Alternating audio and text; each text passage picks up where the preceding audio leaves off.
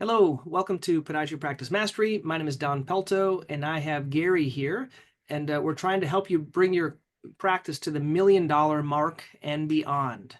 So Gary is a rep with ModMed, and we're going to be kind of going and talking a little bit about how people kind of make the decision in terms of EMRs and things like that. Gary, welcome to the podcast. Yeah, thanks for having me. This is I'm delighted to be here. I love what you do and what you bring to I'll call it our specialty because I think I'm part of it.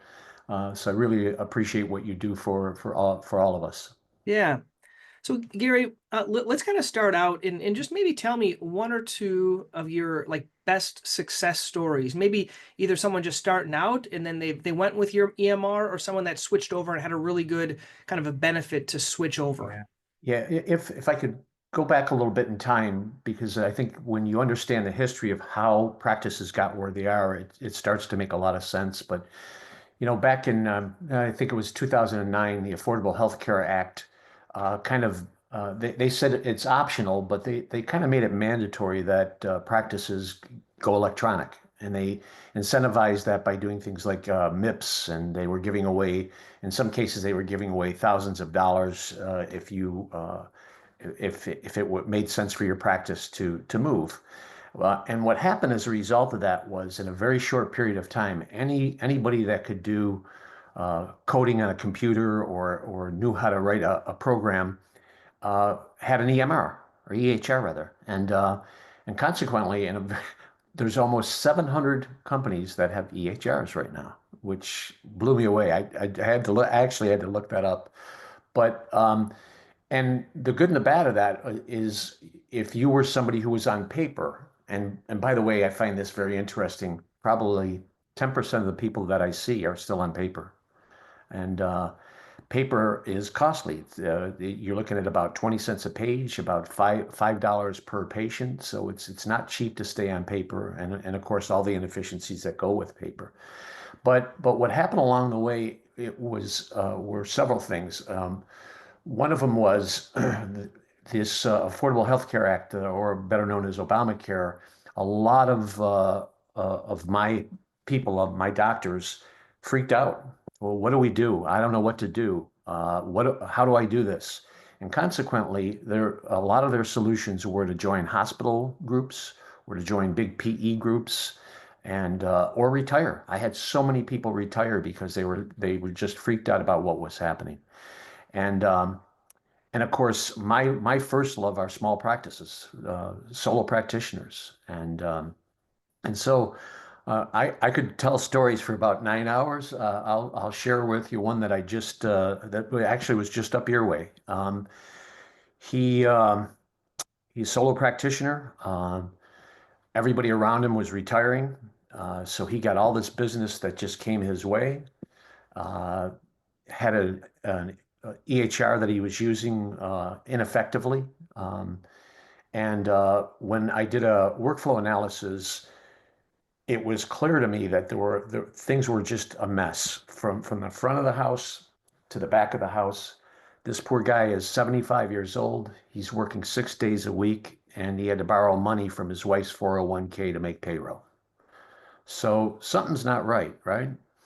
So the very first thing we were able to do was identify that from a coding standpoint, he was undercoding for fear of being audited, which I informed him that undercoding was just as bad as overcoding, and he was not aware of that. But he was taking 4 hours worth of his notes, paper notes at home, even though he had an EHR. He didn't trust the coding that was happening from the EHR. So he took these notes home, was spending 4 hours a night doing coding and reviewing notes. And in spite of that, his first pass denial rate was somewhere in the 30% range. So it was horrible. It was horrible. So the success of this happened in several ways. First of all, he was getting his money up front before the patient even arrived, because he was able to electronically take payments over a cell phone or a text. So he didn't have to chase the money there. And of course, on the back end, if all, ModMed has one of the efficiencies that we have is we have a 98% first pass success rate. And so I told him, I said, if all we do, let's pretend we don't do 98%, we just do 80%, you've got to win, you know? And that's what happens, I think, and you know this, you're living, you've lived it, you know, talking to people across the country. I think in many cases, the bleed is so slow that people don't know they're in trouble Yeah. until they get in trouble, right? Yeah, Gary, as I'm talking to, and I have this other mastermind, and I have these doctors. They're seeing, so we see about 22 patients a day. We see every 20 minutes, new or established, about 22, and all of us are over the $1 million mark here. And what I'm seeing other doctors. They're actually seeing more patients than I am, and they're still not making it. And so I'm not exactly, I think the EMR could be one thing. It's not just one thing, right? It's usually they're not embracing new technologies, maybe not doing a lot of cash pay items and things like that. But we're gonna kind of focus more on the medical record side of things, the efficiencies and things that it can help. What are some of the more common reasons kind of people decide not to change EMRs or even start using an EMR? Well, again, going back to the last scenario, in spite of the fact that he was losing all this money, the thought of changing and maybe disrupting that 30, Workflow. 60, yeah, that 30, 60, 90 days of AR was just frightening to them. Frightening. Nobody likes change. And I think the saying is that you only change depending on how much pain you're in, Yep. right? And many times, until you point it out, they don't even realize how much pain they're in. You know, I think that's a key. And actually, underneath this podcast, I am going to put I have a calculator that I've developed to help people to feel pain. It's a calculator that, and this is what, and I'll explain our experience. So we were paying a certain percentage on everything, including our cash payment, and we have a lot of cash payment in our office, and that's where the pain point was for us was, oh my goodness, is it possible for us to reduce the amount that we're paying for the cash? And I made this calculator, and you can actually see it. I'll put a link underneath this podcast, and you just put your numbers in there, kind of what you're producing as an office, kind of what the percentage the EMR company is going to charge you, any other add-ons that you have, and it'll say approximately how much you're going to pay for the EMR. And we did this, and just the delta was so large. And we've been with this other company for so many years. We thought, man, if we take this number and multiply it by 10 years since we were with them, we would have been much better off. But for us, the pain of switching, yeah. the amount wasn't that much. But the problem is, as we grew, it wasn't so bad when we were two doctors, right? That delta isn't much. But when we went to the third and the fourth doctor, it multiplied. And so that's for us, was as we grew, we felt it more. When you're small, maybe one doctor, okay, it's just working. And yeah, you could save 20, 15, $20,000. It doesn't hurt that much. When you multiply that by 4, and that's every year, that's what kind of helped us make the decision. So let me ask you a question. So when you add another doctor to the practice, what's the ramp up time for them to get to where they're profitable for adding them on? Yeah, for us, we had a gentleman that started, and he after 6 months he was able to cover his salary, and usually by about a year he was very kind of went out there and did it. He was almost to the $1 million mark by year 2, and so now by year 3 and 4 and 5, when he kind of bought in his partner, he's there. And this other doctor that's just joined us, we're kind of ramping him up as well. So they ramp up pretty quick, but it's not just ramp up. This is something that I talk about in the podcast a lot. It's just not seeing a lot of patients. I've had some doctors here, they see a ton of patients, 22 patients, but they're producing $80 per patient, and I'm producing $160. It's like they're in such a hurry to get through. They're not being what we call comprehensive. You're not like treating the whole patient. You're not looking for other things. You're not using DME. You're not using in-office dispensing. You're not doing these things that can benefit patients. So I think some people are just like, oh, they want to be so efficient. They just boom, boom, boom, boom, boom. But you're not really wowing patients. I guess the question is like, how many reviews are you getting online? Like that's a better testament to your doctoring. And I don't think it's the number of patients you see. Yeah, no, and that's become huge because of, One of the things that ModMed did that I really liked is they did a study of 2,000 patients, what patients want. And it's interesting that 80% of all the patients that you retain want technology. They want to be able to do things remotely. So if it's, for example, if somebody was coming into your office and they had to fill out 6 pages of paperwork, that would be distasteful to them. Yeah, the new ones you just click, you review through it and you click it. Yeah. So I guess one of the issues you told me that they didn't want to change was just because it's too much pain to do the EMR, the new EMR, and also there wasn't enough pain in it to change. Yeah. Like I'll tell you one of mine was that for me, even though people say it's easy, it's not because we've done it a couple times. I always say when I join a new EMR, every patient is a new patient for the first 6 months. Not that they're a new patient, but you have to do a new note. And despite pulling things in, you still have to do a new note. And that was kind of a struggle. I don't know if you've got that as a concern, like how am I going to do this? Yeah. Well, you know what? It's interesting again. ModMed, they they did things a little bit different. Like a lot of companies, like, as I said, historically, they wanted to create one EHR and then kind of make it adapted to the specialty that they were selling to. ModMed decided, no, we're going to do verticals and we're going to focus on those verticals. So everything in podiatry is podiatry specific. It isn't trying to create these templates from the air or from a family practice template. And the other thing they did is in which I love is they went out. There's a commitment to our specialty. So they went out and they bought other podiatry companies. They bought Clara. Clara is was the #1 patient engagement collaboration tool in the world, and they went out and paid a bundle for it, hundreds of millions of dollars for Clara. Why? Well, because now we have control of it. It's not something that's bolted on from the outside. We have complete control of not only how it acts and reacts with the patients, but how it marries into the analytics of your practice. And that's huge. Analytics are I was just at a Becker's conference a year or so ago, and the keynote speaker was Kevin O'Leary from Shark Tank. And I thought to myself, well, what the heck does he know about EHRs or stuff like that? Well, he told a story about his personal experience that he had and how none of the information could communicate with each other and how horrible this was. And his #1 area of investment right now is electronic medical records. Hmm. Yeah, and he said, and I love this. He said, he said, uh, analytics is the new oil.